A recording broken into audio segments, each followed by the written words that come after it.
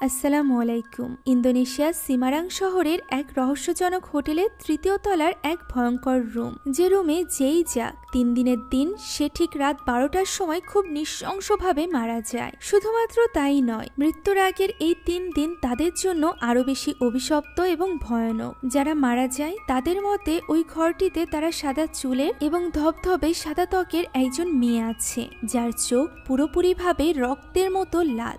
না, এটা কোনো কাল্পনিক গল্প নয়। ইন্দোনেশিয়ায় এমন একটা হোটেল সত্যিই আছে, যে হোটেলটি এখন বন্ধ করে দেওয়া হয়েছে। এই হোটেল রুমের উপর ভিত্তি করেই আজকের এই মুভি নির্মাণ করা হয়েছে, যে মুভিতে আমরা ওই সাদা মেয়েটির ভয়ঙ্কর অতীত সম্পর্কে জানতে চলেছি। তাই চলুন আর দেরি না করে শুরু করা যাক আজকের এই ইন্দোনেশিয়ান হরর মুভির গল্প, যার নাম দ্য হন্টেড হোটেল।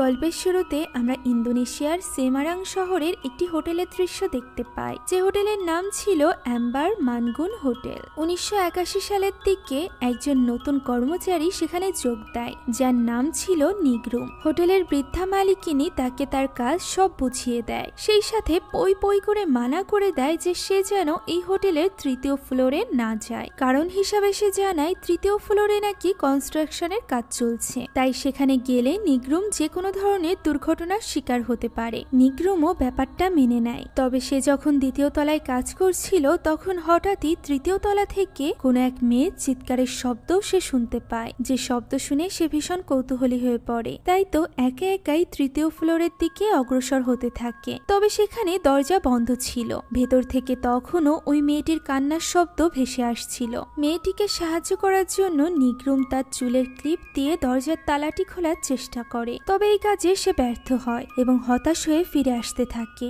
ঠিক তখনই দরজার তালা আপনা আপনি খুলে যায়। ভেতরে প্রবেশ করে লাইট জ্বালাতেই নিগ্রুম বুঝতে পারে এই ফ্লোরটি অনেকদিন যাবৎ বন্ধ। কয়েক পা এগোতেই আশেপাশের সব লাইটগুলো ফেটে যায়। তবুও হার না মেনে নিগ্রুম সামনের দিকে এগোতে থাকে। তার সামনের রুম থেকেই কান্নার আওয়াজটি ভেসে আসছিল, তাই সে ওই রুমের সামনে যায়। অদ্ভুত ব্যাপার হলো, এই হোটেলের সব রুমের সামনে কোনো না কোনো রুম নাম্বার ছিল, তবে এই রুমের সামনে কোনো রুম নাম্বারই ছিল না। নিগ্রুম প্রথমে দরজায় নক করে, আর এরপর দরজা কেউ না খুললে সে আস্তে আস্তে করে দরজা খোলে। আর এরপর সে দেখতে পায় ওই ঘরের ভেতর আয়নার সামনে একজন মেয়ে বসা, যার পুরো শরীর এবং চুল পুরোপুরি ধবধবে সাদা ছিল। এমন সাদা ত্বকের কাউকে নিগ্রুম এর আগে কখনো দেখেনি। এই সকল ঘটনা নিগ্রুম তার মেয়েকে বলছিল। সে এটাও জানায় যে ওই মেয়েটি তার দিকে তাকিয়ে একটাই কথা বলেছিল, আর সেটা হলো 3 দিন মধ্যরাত।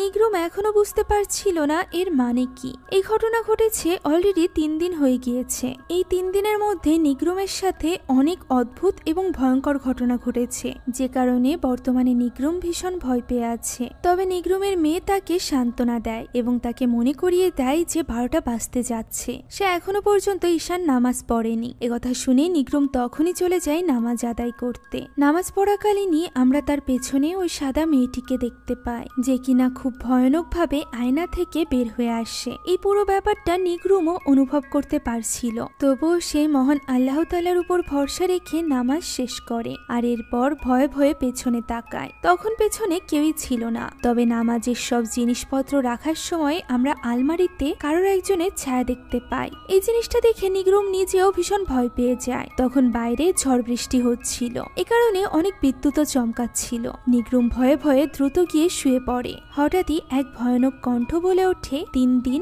মধ্যরাত। একথা শোনা মাত্রই নিগ্রুম উপরের দিকে তাকিয়ে চিৎকার করে ওঠে। যে চিৎকারের আওয়াজ শুনে তার মেয়ে ছুটে আসে, আর এসে সে তার মায়ের যে অবস্থা দেখে তা দেখার জন্য সে মোটেও প্রস্তুত ছিল না। পুরো শরীরের চামড়া ছিঁড়ে খুবই নৃশংসভাবে তাকে হত্যা করা হয়েছিল।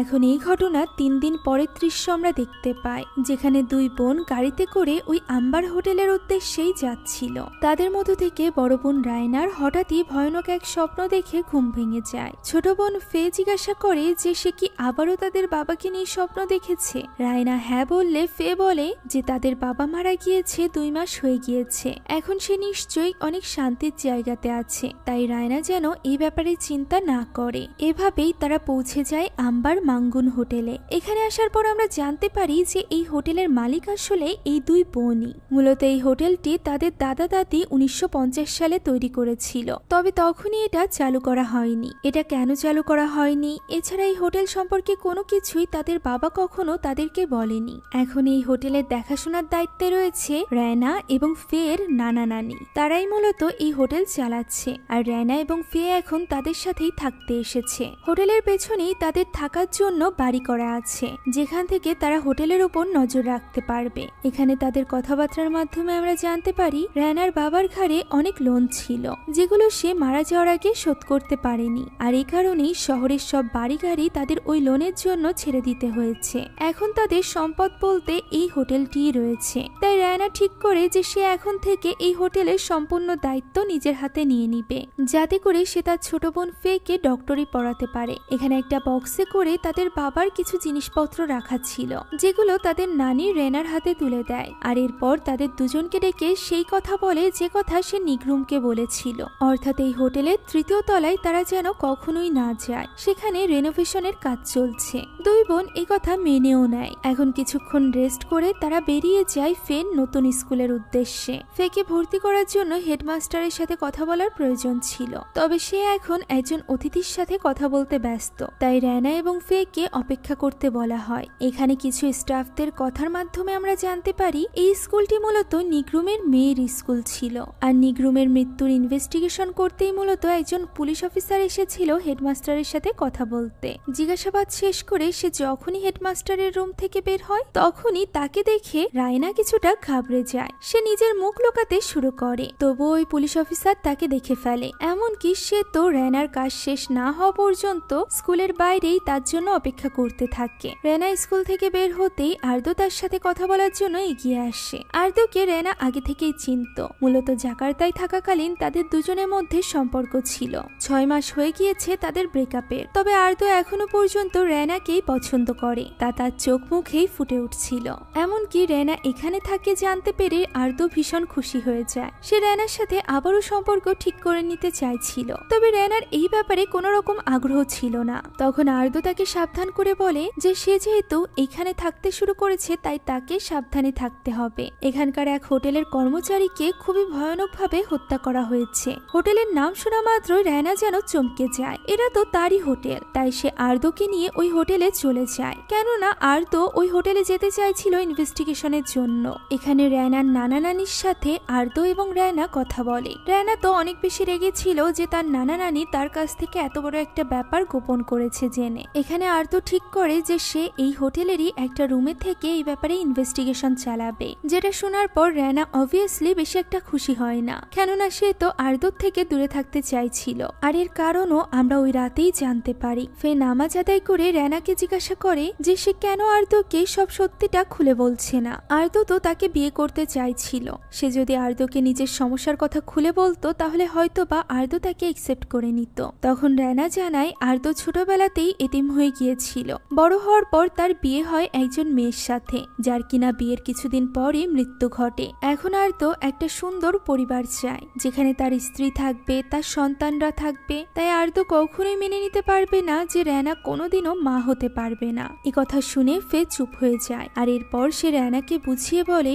যে সে জানে গত বছর তাদের উপর অনেক বড় ঝড় গিয়েছে। এর মানে এই না যে রায়না মহান আল্লাহ তাআলার উপর থেকে বিশ্বাস হারিয়ে ফেলবে। তাই এই সব কিছুর জন্য মহান আল্লাহ তাআলাকে দায়ী না করে তার উচিত হবে আবারও আগের মতো করে নিয়মিত নামাজ আদায় করা। এই কথা রায়নার ভালো লাগে না। সে তখনই উঠে ছাদে চলে যায়। হঠাৎই সে দেখতে পায় ওই হোটেলের 3য় তলার একটা রুমে আলো জ্বলে উঠেছে। রায়না জানতো 3য় তলা পুরোপুরি ভাবে খালি, তাই সে কৌতূহলের বসে হোটেলের 3য় তলায় গিয়ে পৌঁছায়। সেখানে পৌঁছাতেই সে একজন মেয়ের কান্নার আওয়াজ শুনতে পায়। এবার এই দরজার লকের সাথে সাথে উপরে একটা তালাও ঝুলানো ছিল, যেটা ভাঙার জন্য রায়না একটা হাতুড়ি নিয়ে আসে। সে ওই হাতুড়ির সাহায্যে তালা এবং দরজার লক দুটোই খুলে ফেলে, আর এরপর সে নিগ্রুমের মতো করেই ভেতরে প্রবেশ করে। আশেপাশের আলোগুলো জ্বলতে নিভতে শুরু করেছিল।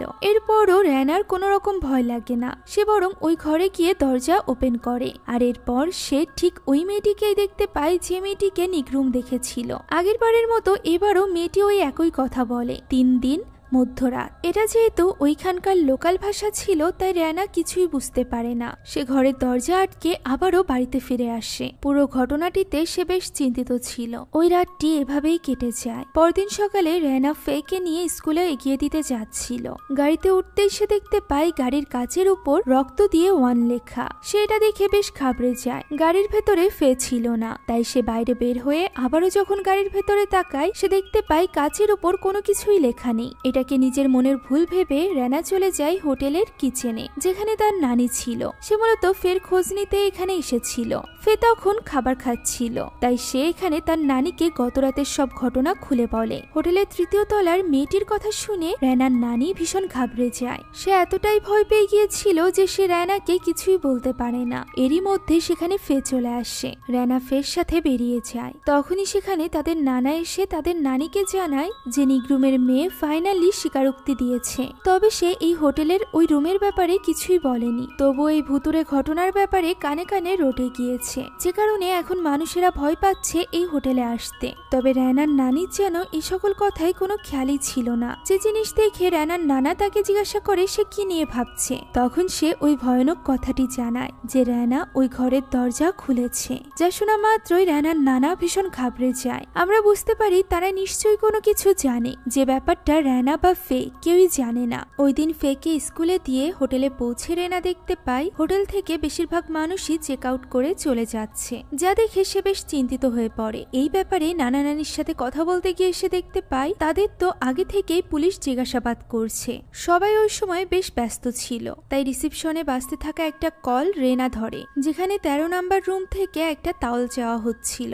রেনা তখনই একটা তাওয়াল নিয়ে চলে যায় ওই 13 নাম্বার রুমে কয়েকবার নক করার পর ভেতর থেকে একটা আওয়াজ ভেসে আসে, যে ভেতরে এসে তাওয়ালটা যেন বেডের উপর রেখে দেওয়া হয়। রেনা ঠিক তাই করে। ওয়াশরুম থেকে পানির আওয়াজ ভেসে আসছিল, তাই রেনা জিজ্ঞাসা করে তাওয়াল বাদে তার আর কিছু প্রয়োজন কিনা। কিন্তু এর কোনো উত্তর না পেয়ে রেনা চলে যেতে চায়। ঠিক তখনই ওয়াশরুম থেকে কান্নার আওয়াজ ভেসে আসে, তাই সে এটা দেখার জন্য সেদিকে এগিয়ে যায়। ওয়াশরুমের দরজা খুলতেই সে হতবাক হয়ে যায়। সেখানে তো কেউই নেই। ঠিক তখনই হঠাৎই ওই রুমে থাকা টেলিফোনটি বেজে ওঠে। কলটি রিসিভ করতেই ফোনের অপর প্রান্ত থেকে একটা কণ্ঠ বলে ওঠে, আমি যদি বাথরুমে না থেকে থাকি তাহলে আমি কোথায়? আর এরপর চিৎকার করে ওঠে, যেটা শুনে রেনা দ্রুত ফোনটি কেটে দেয় এবং আবারও রিসেপশনে কল দিয়ে জিজ্ঞাসা করে এই 13 নাম্বার রুমে আসলে কে আছে। তখন সে জানতে পারে এই রুমে তো আসলে কেউই নেই, এই রুম তো ফাঁকা। ঠিক তখনই রেনা অনুভব করতে পারে পেছনের পর্দার ভেতর থেকে কেউ যেন হাঁটছে,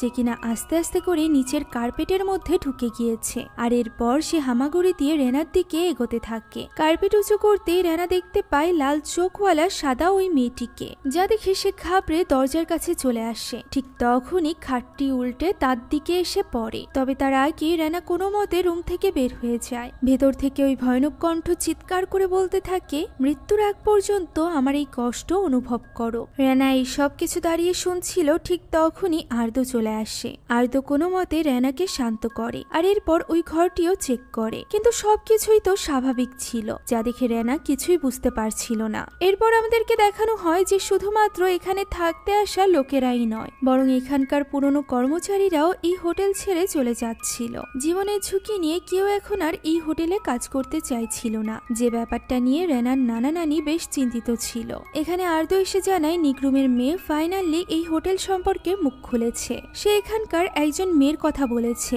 সাদা রঙের ওই মেয়েটি তার মায়ের মৃত্যুর জন্য দায়ী। তাই আর্দ্র এখানে রেনার নানা নানির কাছে ওই মেয়েটির ব্যাপারে জানতে চায়। রেনাও এখানে এই ব্যাপারেই জানতে চাইছিল। তো ফাইনালি রেনার নানি জানায় যে ওই মেয়েটি কোনো মানুষ নয়, সে এখানকার অতিথিও নয়, সে তো ওই রুমটা দখল করে রেখেছে। এরপর তারা জানায় যে আজ থেকে 6 বছর আগে তাদের কিছু আর্থিক সমস্যা দেখা দিয়েছিল, যে সময় রেনার বাবা তাদের পাশে এগিয়ে আসে এবং তার উত্তরাধিকার সূত্রে পাওয়া এই হোটেলটির ব্যাপারে জানায়। এর আগ পর্যন্ত রেনার নানা নানিরা তো জানতোই না যে তাদের জামাতা এত বড় লোক। রেনার বাবাই মূলত তার নানা নানিকে এই হোটেলটি দিয়েছিল, যাতে করে তারা দুজন নিজেদের খরচ খরচা চালাতে পারে। প্রথম দিকে হোটেলের অবস্থা খুব একটা ভালো ছিল না, আর এই কারণে রেনোভেশনের জন্য কিছু লোক রাখা হয়েছিল, যাদের মধ্য থেকে একজন লোক 3য় তলার ওই রুমের দরজা খোলে এবং সেখানে লাল চোখওয়ালা সাদা ওই মেয়েটিকে দেখতে পায়, যাকে দেখার পর থেকে লোকটির সাথে 3 দিন পর্যন্ত বিভিন্ন অদ্ভুত ঘটনা ঘটতে ঘুরতে থাকে। 3 দিনের মাথায় হঠাৎই একদিন রেনার নানা নানি এসে দেখতে পায় লোকটি নিজেই নিজের মাথা দেওয়ালের সাথে আঘাত করছে। ওই সময় লোকটির চোখ পুরোপুরি লাল ছিল, দেখে মনে হচ্ছিল লোকটিকে কেউ বশ করে রেখেছে। রেনার নানা নানির সামনেই সে নিজের মাথা দেওয়ালের সাথে আঘাত করে সেখানেই মারা যায়। এই ঘটনায় ভয় পেয়ে রেনার নানা নানি কি দানাং নামের একজন কবিরাজকে ওইখানে নিয়ে আসে। তবে তারও সাহসে কোলায় না ওই ঘরে যাওয়ার। সে তাদেরকে জানিয়ে দেয় এই ঘরটি ভুতুরে, কোন এক অশুভ শক্তি এই ঘরটিকে নিজের কবজায় করে রেখেছে, তাই এই ঘরে যেন কখনোই কেউ না আসে। এটা জানার পর রেনার নানা নানি পুরো 3rd ফ্লোরই লক করে দেয়। আর এরপর এই 6 বছর পর্যন্ত সেখানে আর কোনো দুর্ঘটনা ঘটেনি। তবে নিগ্রুমের এই ঘটনার পর তারা আবারও ভয় পেতে শুরু করেছিল, যে কারণে 3rd ফ্লোরে 2টো তালা তারা ঝুলিয়েছিল, যেটা পুরোটাই ভেঙেছিল রেনার নিজ হাতে। 6 বছর আগে এত বড় ঘটনা ঘটার পরও রেনার নানা নানি এই ব্যাপারে রেনার বাবাকে কিছুই জানিয়েছিল না, কেননা তারা মনে করেছিল এই ব্যাপারে খবর যদি বাইরে যায় তাহলে হতে পারে এই হোটেলটি আজ চলবে না, এতে করে তারা বিপদে পড়বে। আর এই কারণেই তারা নিজেদের মতো করে ব্যবস্থা করেছিল। এখন এই পুরো ঘটনা শোনার পর রেনা বলে ফে বাড়িতে ফেরার সাথে সাথেই তারা যেন তাকে মনে করিয়ে দেয় যে সে যেন 3rd ফ্লোরের ওই রুমটার দরজা না খোলে। তখনই আমরা ফে কে স্কুলে দেখতে পাই, যাকে টিচার অন্য একটা রুম থেকে একটা বক্সের মধ্যে থেকে একটা জিনিস আনতে বলে। সেখানে একটা হিউম্যান বডি পার্টসের স্ট্যাচুও ছিল। হঠাৎই পেছন থেকে ফেকে কেউ ডাক দেয়। হঠাৎই ওই স্ট্যাচুটি জীবিত হয়ে যায়। ফে ওই রুম থেকে বের হওয়ার চেষ্টা করে, তবে পারে না। স্ট্যাচুটি তার উপর হামলা করে। ফে কোনো মতে তার হামলার হাত থেকে নিজেকে বাঁচিয়ে ওই রুম থেকে বের হয়ে আসে। তার চিৎকারের আওয়াজ শুনে অন্যান্য স্টুডেন্ট এবং টিচাররাও সেখানে চলে আসে। তবে তারা চেক করে দেখতে পায় ওই ঘরের সবকিছুই তো ঠিক আছে, এমনকি স্ট্যাচুটিও ঠিকঠাক ছিল। ফে নিজেও এতে করে অবাক হয়ে যায়। এই ঘটনার জন্য রেনাকে স্কুলে ডেকে পাঠানো হয়, যেখানে রেনার সাথে আর্দো এসেছিল। রেনা প্রথমেই ফেকে জিজ্ঞাসা করে যে সে ওই রুমটার দরজা খোলেনি তো। উত্তরে ফে বলে গতরাতে ওই ঘর থেকে আলো আসছিল, যে কারণে সে তা চেক করতে সেখানে গিয়েছিল।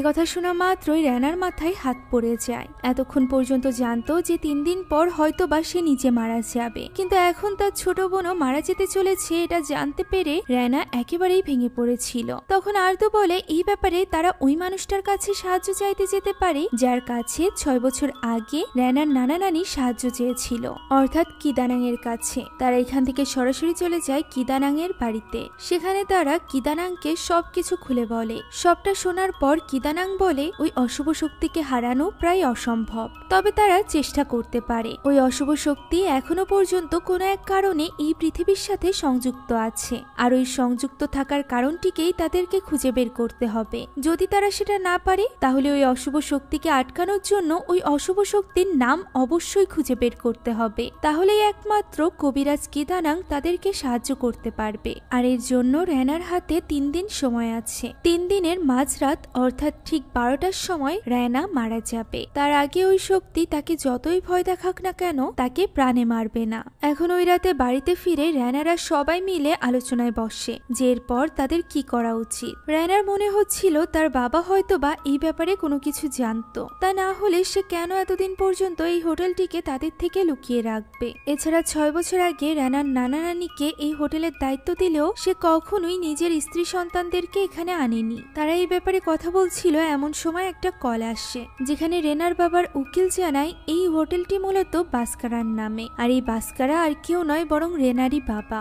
যা শুনে সবাই অবাক হয়ে যায়, কেননা রেনার বাবার এই নাম তারা আগে কখনো শোনেনি। তারা জানতো রেনার বাবার নাম জানার, অর্থাৎ এই ব্যাপারটাও রেনার বাবা তাদের থেকে গোপন করেছিল। বাবার এত সিক্রেটের কথা শুনে রেনার মনে পড়ে যায় এই ব্যাপারে রেনার সাথে তার বাবা একবার কথা বলেছিল। তার বাবা বলেছিল তার একটা সিক্রেট আছে, যেটা কিনা তার অতীত সম্পর্কে, যে ব্যাপারে সে তার লেখনীতে লিখে রেখে গিয়েছে, যাতে করে এই লেখার মাধ্যমে সে নিজের মন হালকা করতে পারে। এ কথা মনে পড়তেই রেনা তার বাবার লেখা সবগুলো বই এনে সবাইকে দিয়ে দেয়, যে বই পড়ার মাধ্যমে তারা ওই রহস্যের ব্যাপারে জানতে পারে, যে রহস্যের সাথে ওই মেয়েটির রহস্য জড়িত ছিল। পুরো রাত ধরে তারা 5 জন এই বইগুলো পড়তে থাকে, তবে এতে খুব একটা লাভ হচ্ছিল না। রেনা বাইরে বসে বসে এই বই পড়ছিল। ঠিক তখনই হঠাৎ করে সে ওই রুমের আলো আবারও জ্বলতে দেখতে পায়। এর কিছুক্ষণ পর আর্দো তার কাছে এসে দেখতে পায় সেখানে রেনা নেই, ফলে সে অনেকটা চিন্তিত হয়ে পড়ে। অন্যদিকে আমরা রেনাকে দেখতে পাই সে হোটেলের ওই 3য় তলায় গিয়ে পৌঁছেছিল। যাচ্ছিল। হঠাৎই কাঁধে কেউ পিছে থেকে হাত রাখায় সে ঘাবড়ে যায়। পিছে তাকাতেই দেখতে পায় আর্দ্র এবং ফে এসেছে। এখানে আর্দ্র তাকে জিজ্ঞাসা করে যে সে এখানে কেন এসেছে। রেনার মতে যেহেতু ওই অশুভ শক্তি ওই ঘরটিতে কবজা করে রেখেছে, হয়তোবা ওই ঘরেই তার ব্যাপারে কোনো তথ্য পাওয়া যেতে পারে, আর এই জন্যই সে এসেছে। যেহেতু সে এমনিতেই মরতে চলেছে, তাই ওই ঘরে গেলে হয়তোবা তার কোনো ক্ষতি হবে না। তখন ফেও তার সাথে যেতে চায়। আর্দ্র যেতে চাইলে তাকে তারা না করে দেয়, কেননা আর্দ্র এখনো পর্যন্ত অভিশপ্ত নয়, তাই তার জীবন তারা ঝুঁকিতে ফেলতে চাইছিল না। আর এরপর আর্দ্রকে বাইরে দাঁড়িয়ে রেখে দুই বোন আস্তে আস্তে করে ভেতরে প্রবেশ করে। ভেতরে ঢুকতেই রেনা ফেকে বলে ভেতরে থাকা সবগুলো মোমবাতি জ্বালিয়ে দিতে। এরপর তারা দুই বোন মিলে আলাদা আলাদা হয়ে সবকিছু খুঁজতে থাকে। একদিকে রেনা পৌঁছে যায় শোবার ঘরে, অন্যদিকে ফে পৌঁছে যায় ওয়াশরুমে, যেখানে ওই অশুভ শক্তি এসে তাকে ভয় দেখায়। ওই সময় রেনার হাত লেগে কিছু জিনিস নিচে পড়ে যায় এবং গড়িয়ে তা খাটের নিচে চলে যায়, যেগুলো দেখতে গিয়ে রেনা দেখতে পায় খাটের নিচের একটা টাইলস ভাঙা, যার ভেতরে রয়েছে এক টুকরো কাগজ। যে কাগজের টুকরোটা সে বের করে নিয়ে আসে। সে এটা কি তা দেখার চেষ্টা করছিল, ঠিক তখনই কিছু শব্দ শুনতে পায় এবং শোবার ঘর থেকে বের হতেই দেখতে পায় ফে নিজেই নিজের মাথায় আঘাত করছে। রেনা তাকে আটকাতেই সে ভয়ানক এক কণ্ঠে বলে ওঠে, মৃত্যুর আগে আমার কষ্ট অনুভব করো। একথা বলতেই রেনা দেখতে পায় ফে এখন পুরোপুরিভাবে ওই অশুভ শক্তির বশে চলে এসেছিল। এখানে খুব ভয়ানক ভাবে ফে রেনার উপর হামলা করে, ফলে ভয়ে রেনাও চিৎকার করতে থাকে, যা গিয়ে পৌঁছায় আর্দ্রর কানে। ফলে আর্দ্র আর বাইরে অপেক্ষা করতে পারে না, সে ছুটে আসে রেনা এবং ফেকে সাহায্য করতে। আর্দ্র ফেকে আটকানোর চেষ্টা করলে ফে তার উপরও হামলা করে, আর এরপর সে এগোতে থাকে রেনার দিকে। ওই সময় আর্দ্র তাকে দূরে ছুঁড়ে মারে, এর ফলে ফে অজ্ঞান হয়ে যায় এবং তার মধ্য থেকে ওই অশুভ শক্তি বের হয়ে আসে, যে শক্তি তাদের সামনেই দাঁড়িয়েছিল। সে আর্দ্রর দিকে তাকিয়েই বলে ওঠে, 3 দিন মাঝরাত। অর্থাৎ রেনা এবং ফের মতো এবার আর্দ্র অভিশপ্ত হয়ে গিয়েছিল, অর্থাৎ আগামীকাল সকালের সাথে সাথে এক এক দিন করে তারও মৃত্যুর দিন গোনা হবে। তারা এই সব কিছু নিয়ে আলোচনা করছিল, ঠিক তখনই রেনার নানা নানি তার জন্য আরো কিছু কাগজের টুকরো নিয়ে আসে, যেগুলো তারা বিভিন্ন রুম পরিষ্কারের সময় পেয়েছিল। এই কাগজের টুকরোগুলো দেখে মনে হচ্ছিল এটা কারোর লেখা চিঠি। সবগুলো টুকরো এক করার পর জানা যায় এটা মূলত একটা ভালোবাসার চিঠি, যেটা ওই মেয়েটা রেনার বাবাকে উদ্দেশ্য করে লিখেছিল। এখানে লেখা ছিল তাদের প্রথম দেখা হওয়ার ব্যাপারে। কোন এক পাইন গাছের কাছে তাদের দেখা হয়েছিল, যেখানে সাদা রঙের অনেক সুন্দর ফুল ফুটেছিল। হোটেলের পাশে থাকা জঙ্গলে এরকম একটা স্থান রয়েছে, যে ব্যাপারে জানার পর তখনই রেনা এবং আর্দ্র সেই উদ্দেশ্যে রওনা দেয়। অনেকক্ষণ গাড়ি চালিয়ে হেঁটে জঙ্গলের ভেতর থেকে তারা ওই স্থানে এসে পৌঁছায়, যেখানে পাশে একটা নদী ছিল। নদীতে চলছিল একটাই মাত্র নৌকা। তারা ওই নৌকার মাঝিকে ডাক দেয় এবং জিজ্ঞাসা করে যে সাদা রঙের ফুলগুলোর অরিজিন কোথায়, অর্থাৎ কোথা থেকে এখানে এসেছে। তখন মাঝি জানায় তাদের গ্রামে এই সাদা রঙের ফুলগুলোর উৎপত্তি। এটা জানার পর আর্দ্র নিজের পরিচয় দেয় যে সে একজন পুলিশ অফিসার এবং একটা খুনের ইনভেস্টিগেশন করার জন্য সে এখানে এসেছে। সে তাদের গ্রামে যেতে চায় এই ব্যাপারে জিজ্ঞাসাবাদের জন্য। লোকটি তাদেরকে নিয়ে যেতে রাজি হয়ে যায়। লোকটির নাম ছিল পার্জ।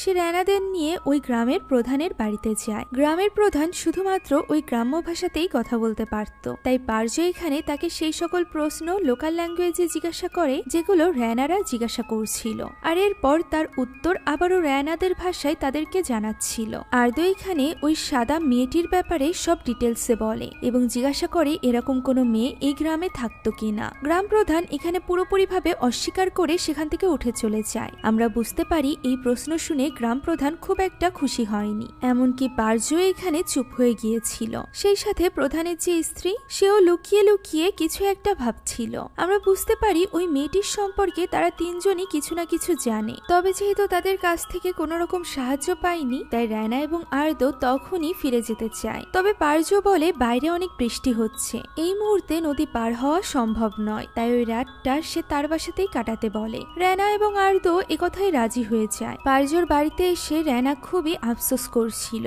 যে একটা দিন তাদের পুরোপুরিভাবে নষ্ট হয়ে গেল, আর মাত্র একদিন বাকি। কি। আগামীকাল রাত 12টাই হতে পারে রেনা এবং ফের শেষ সময়। রেনা এখানে আবারও এই সব কিছুর জন্য মহান আল্লাহ তাআলাকেই দায়ী করতে থাকে। তার মতে সে এমন একজন মেয়ে ছিল যে কখনোই এক ওয়াক্ত নামাজও কামাই করত না। তার মা অসুস্থ হওয়ার পর সে তার মায়ের জন্য অনেক দোয়া করেছিল, আল্লাহর কাছে সে অনেক আকুতি মিনতি করেছিল, কিন্তু আল্লাহ তা শোনেনি। এরপর যখন তার বাবার ক্যান্সার ধরা পড়ল, সেবারও সে আকুতি মিনতি করে আল্লাহর কাছে তার বাবার জীবন ভিক্ষা চেয়েছিল, কিন্তু সেবারও আল্লাহ তাআলা শোনেনি। বাবা মায়ের মৃত্যুর পর তার আল্লাহর উপর থেকে বিশ্বাস উঠে গিয়েছিল।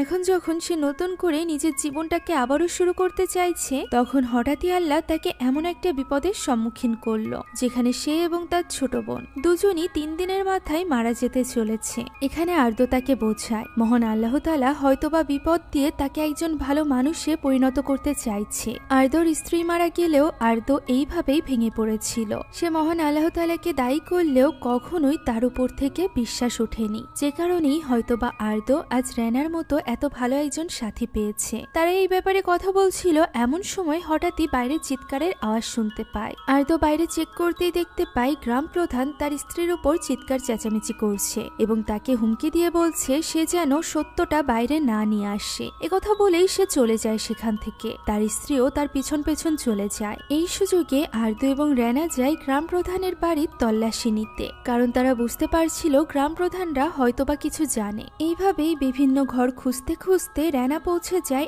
এমন একটা ঘরে যেখানে ওই মেয়েটির ছবি আঁকা ছিল।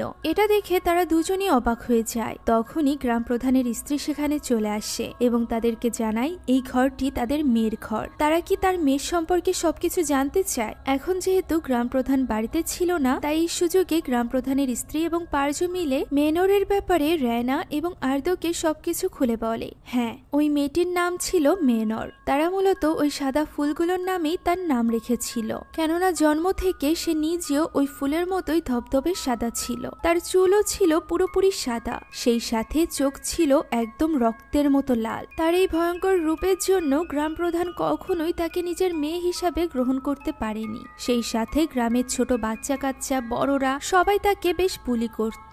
এর উপর আবার গ্রাম প্রধান তাকে প্রায় মারধর করত এবং রুমের ভেতর আটকে রাখত। ছোটবেলা থেকেই এই সকল কষ্ট পেয়ে বড় হয়েছে মেনর। যখন তার 20 বছর হয়, তখন সে নিজেকে এই বন্দিশালা থেকে মুক্ত করে দেয়। এই বাড়ি থেকে সে পালিয়ে যায়, আর এরপর কখনোই সে আর এই গ্রামে ফিরে আসেনি। গ্রাম প্রধান তো তার ব্যাপারে কোনো রকম কথা বলাও পছন্দ করে না। এখন এই সকল তথ্য সংগ্রহ করে পরদিন সকালেই রেনা এবং আর্দ্র বাড়িতে ফিরে আসে। ওই সময় আমরা ফেকে দেখতে পাই যে কিনা কিচেনে পানি খেতে গিয়েছিল। হঠাৎই তখন সে জানালায় রক্ত দিয়ে লেখা 3 দেখতে পায়। এর মানে হলো তাদের তৃতীয় দিন অর্থাৎ শেষ দিন শুরু হয়ে গিয়েছিল। তবে ভালো ব্যাপার হলো রেনা এবং আর্দ্র এখন ম্যানরের নাম জানত, যার সাহায্যে এখন ওই কবিরাজ ম্যানরকে শান্ত করতে পারবে। মূলত এই নামটি তার প্রয়োজন ছিল ম্যানরের সাথে কথা বলার জন্য, যাতে করে সে জানতে পারে ম্যানর কেন এখনো পর্যন্ত মৃত্যুর পরও এই পৃথিবীতে রয়েছে। সে ওই রুমের সামনে গিয়ে এক রিচুয়ালের মাধ্যমে ম্যানরের কাছ থেকে তার কাহিনী জানতে চায়। আমরা জানতে পারি গ্রাম থেকে পালিয়ে ম্যানর ওই জঙ্গলে এসেছিল এবং সেখানেই অজ্ঞান হয়ে পড়েছিল। ওই সময় সেখানে ছিল বাস্কারা অর্থাৎ রেনার বাবা। বাস্কারাই মূলত তাকে সাথে করে নিজের এই হোটেলে নিয়ে আসে এবং 3য় তলার ওই রুমে থাকতে দেয়। এই হোটেলটি তখন সদ্য কমপ্লিট হয়েছিল। বাস্কারার বাবা মা এরই মধ্যে মারা গিয়েছিল, যে কারণে বাস্কারা এখনই হোটেলটি চালু করতে চাইছিল না। বাস্কারা এখানে শুধুমাত্র ম্যানরকে আশ্রয় দেয় না, বরং তাকে নিজের মায়ের অলংকারও দেয় পড়ার জন্য। শুধুমাত্র তাই নয়, সে আস্তে আস্তে করে ম্যানরকে পড়াশোনা শেখায়। বাস্কারা তাকে ভালোবেসে জেসমিন বলে ডাকত, কারণ তার মতে ম্যানর জেসমিনের মতোই সুন্দর ছিল। এভাবেই তাদের দুজনের মধ্যে ভালোবাসার সম্পর্ক গড়ে ওঠে। হঠাৎই একদিন বিজনেসের উদ্দেশ্যে বাস্কারা জাকার্তাতে যায়। এরপর শুরু হয় ম্যানরের অপেক্ষার প্রহর, যা যেন শেষই হতে চাচ্ছিল না। ম্যানর বাস্কারার উদ্দেশ্যে একটা ভালোবাসার চিঠিও লেখে, যেটা টুকরো টুকরো করে সে প্রত্যেক রুমের খাটের নিচে টাইলসের নিচে লুকিয়ে রাখে। কয়েক বছর কেটে যায়, বাস্কারা ফিরে আসে না, যে কারণে এবার ম্যানর ঠিক করে যে সে নিজেই জাকার্তাতে জাকার্তাতে যাবে বাস্কারা কোথায় আছে তা দেখার জন্য। সে যখন জাকার্তাতে বাস্কারাকে খুঁজছিল, হঠাৎই সেদিন সৌভাগ্যবশত বাস্কারাকে দেখতে পেয়ে যায়। তবে ম্যানরের জন্য এটা সৌভাগ্য নয়, বরং দুর্ভাগ্য ছিল, কেননা বাস্কারা তখন অন্য একজন মেয়ের সাথে ছিল। হাতের আংটি দেখে ম্যানরের আর বুঝতে বাকি থাকে না যে বাস্কারা এখানে বিয়ে করেছে, এমনকি তার স্ত্রী এখন প্রেগনেন্ট। এই সবকিছু দেখে ম্যানর পুরোপুরি ভেঙে যায়। ছোটবেলা থেকে একা বড় হওয়া ম্যানর কখনোই কারোর ভালোবাসা পায়নি, এর উপর আবার বাস্কারার এমন ধোঁকা সে কোনোভাবেই মেনে নিতে পারেনি। তার মনে হচ্ছিল এই সবকিছুর জন্য দায়ী তার এই ভয়ঙ্কর চেহারা। তাই তো সেদিন সে হোটেলে ফিরে এসে নিজের স্কিন টেনে ছিঁড়ে ফেলে। আর এভাবেই নির্মম যন্ত্রণা সহ্য করতে করতে 3 দিন পর ম্যানর ওই ঘরেই মারা যায়। এখন তার আত্মাকে শান্ত করার একটাই মাত্র উপায় আছে, তা হলো এমন কিছু তার সামনে আনা যা দেখে ম্যানর রেনার বাবাকে ক্ষমা করে দিবে। তবে এমন কিছুর ব্যাপারে তো রেনা জানতোই না। ঠিক তখনই ওই ঘরে আবারও আওয়াজ হতে শুরু করে, যা দেখে কবিরাজ কিদানাং সেদিকে এগিয়ে যায়। তবে তার আত্মাকে শান্ত করতে না পেরে তারা ভয়ে সেখান থেকে পালিয়ে আসতে শুরু করে। ওই সময় দরজা ভেঙে ওই আত্মা কিদানাংকে সিঁড়ি থেকে নিচে ফেলে দেয়। আর্দো এবং রেনা তার দিকে এগিয়ে যায় তাকে সাহায্য করার জন্য। ঠিক তখনই তারা আয়নার রিফ্লেকশনে দেখতে পায় ওই আত্মা অর্থাৎ ম্যানরের আত্মা কিদানাংকে নির্মম ভাবে মাথা দুভাগ করে মেরে ফেলছে। এই নির্মম মৃত্যু দেখে আর্দো এবং রেনা যেন রুহ কেঁপে যায়। এই ঘটনার পর রেনা এবার পুরোপুরি ভাবে হাল ছেড়ে দিয়েছিল। সে বুঝতে পেরেছিল তাদের আর কোনোভাবেই বাঁচা সম্ভব নয়। তার বাবার লোকানো এই গোপন সিক্রেটের জন্য আজ তাদের এই অবস্থা। আর্দো তাকে তাকদিরের উপর বিশ্বাস রাখতে বলে। তখন রেনা বলে কোন তাকদিরের উপর? যে তাকদির তাকে আর্দোর থেকে আলাদা করে দিয়েছে। রেনা এখানে ফাইনালি আর্দোকে জানিয়ে দেয় যে কেন 6 মাস আগে সে আর্দোর সাথে ব্রেকআপ করেছিল। মূলত তার জরায়ু ক্যান্সার ধরা পড়েছিল, যেটার অপারেশন করার পর এখন আর সে কখনোই মা হতে পারবে না। এই ব্যাপারটা রেনা এবং ফেই জানতো। রেনা চাইছিল না এই ব্যাপারটা আর্দো জানুক। তবে সে এটাও চায় না যে তার বাবার মতো কোনো সিক্রেটের কারণে পরবর্তীতে অন্য কেউ কষ্ট পাক। এই কথা বলেই রেনা সেখান থেকে চলে যায়। এদিকে আর্দো স্তম্ভিত হয়ে দাঁড়িয়ে থাকে। তখনই ফেল লাঠিটা নিচে পড়ে যায়, যেটা তুলতে গিয়ে ফে সেই বক্সটা পেয়ে যায়, যে বক্সের ভেতর তার বাবার এই হোটেলে রাখা কিছু জিনিসপত্র ছিল। সেখানে তারা অপ্রকাশিত একটা লেখনী খুঁজে পায়, যেখানে লেখা ছিল বাস্কারা এবং জেসমিনের ভালোবাসার গল্প। সেই সাথে একটা ছোট্ট বক্স ছিল যার মধ্যে ছিল একটা আংটি। আর্দো এবং ফে দ্রুত ওই জিনিসগুলো নিয়ে রেনার কাছে যায়। আর এরপর রেনা জানতে পারে তার বাবার সত্য।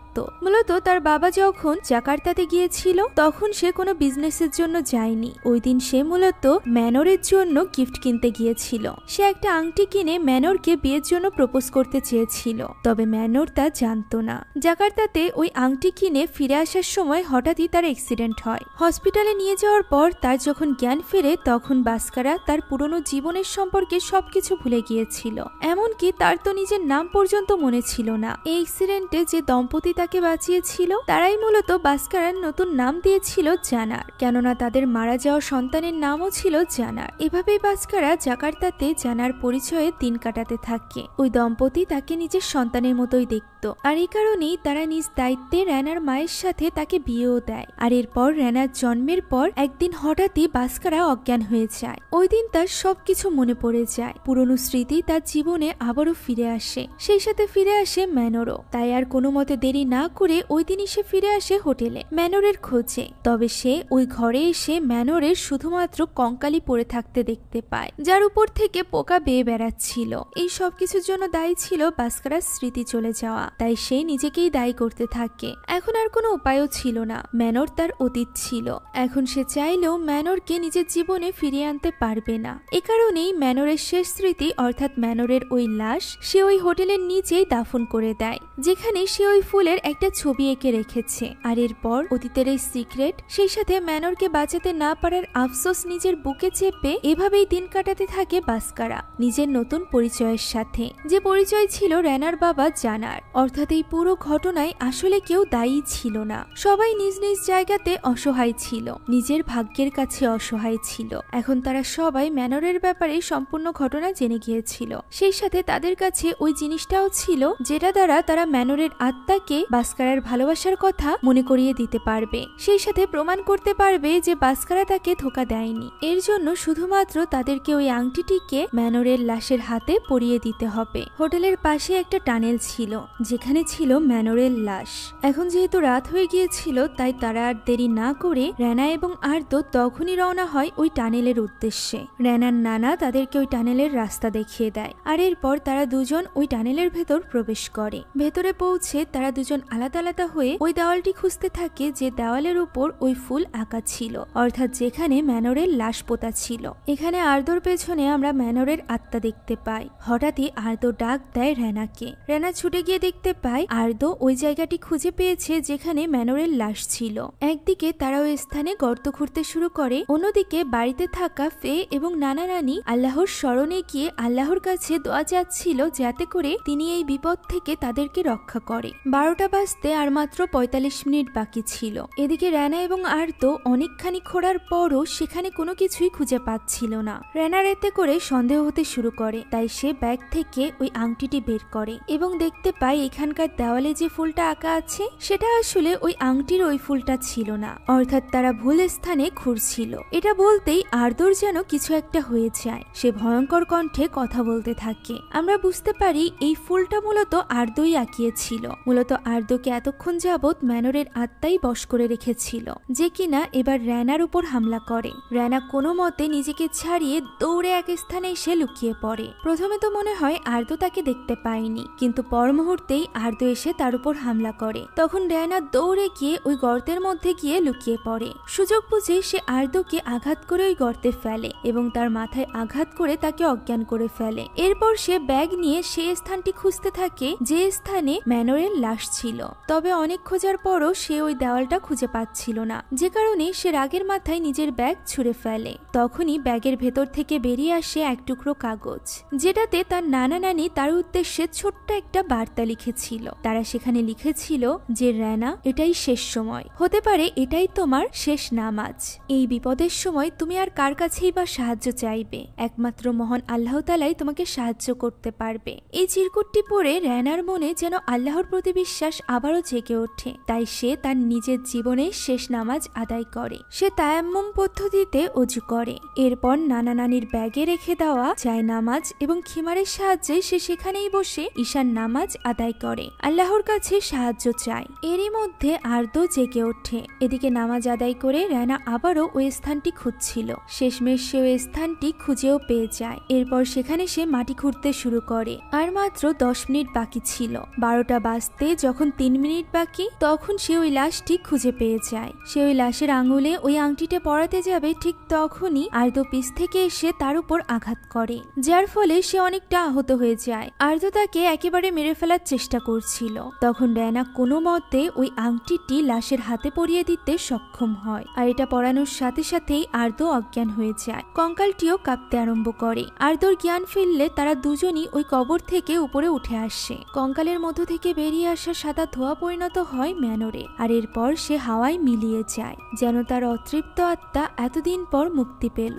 রেনা এবং আর্দো ফিরে আসে বাড়িতে, আর এরপর 12টা বেজে যায়, অথচ রেনা এবং ফে তখনও বেঁচে আছে। এর মানে হলো তাদের উপর থেকে ওই অভিশাপ কেটে গিয়েছে। পরদিন সকালে ইনভেস্টিগেশন শুরু হয়ে যায়। আর্দো যেহেতু একজন পুলিশ অফিসার ছিল, তাই সে ব্যাপারগুলো সামলে নেয়। এখন হোটেলের নিচে দাঁড়িয়ে রেনা এবং আর্দো কথা বলছিল, যেখানে আর্দো জানায় আগামীকাল সকালে সে জাকার্তা যাবে, কারণ তাকে একটা ফাইল রিপোর্ট করতে হবে। এখন তো হোটেলটি ম্যানর মুক্ত হয়ে গিয়েছে, তাই তাদের ভয়ের কিছু নেই। তখন রেনা বলে যে ম্যানর মুক্ত হলেও সে নিশ্চিত যে এই স্থানে আর কখনোই কেউ থাকতে আসবে না, অর্থাৎ তাদের এই বিজনেস কখনোই চলবে না। তবে আর্দো এখানে তাকে খুশি করার মতো একটা কথা বলে দেয়, আর সেটা হলো সে এখনো পর্যন্ত রেনাকে ভালোবাসে। রেনা যেরকম সেরকম ভাবেই সে রেনার সাথে থাকতে চায়। এই পৃথিবীতে এমন অনেক বাচ্চারা আছে যাদের কিনা বাবা মা নেই, তারা তাদের বাবা মা হতে পারবে। রেনার সন্তান হবে না এই ব্যাপারটা নিয়ে আর্দোর কোনো আফসোস নেই, কারণ তারা দুজন